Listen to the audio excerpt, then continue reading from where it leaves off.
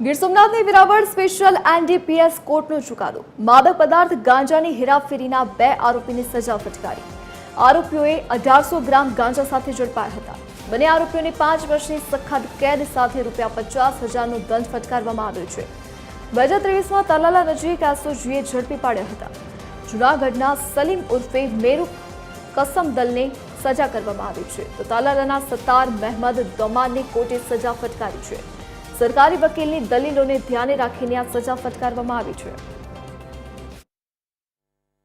ગઈ તારીખ 7/6/2023ના રોજ તાલાળા સાસણ હાઈવે ઉપર એસઓજીના પીઆઈ અરવિંદસિંહ જાડેજા અને તેની સાથે રેડિંગ ઓફિસર તરીકે એસપી ગોહિલ આ બંને એક પિયાગો રિક્ષા જતી હતી, તેમાં શકમંદ 2 ઇસમોને રોકી અને તેમની તપાસ કરતા તેની પાસેથી 1800 ગ્રામ જેટલો માદક પદાર્થ એટલે કે ગાંજો મળી આવેલ।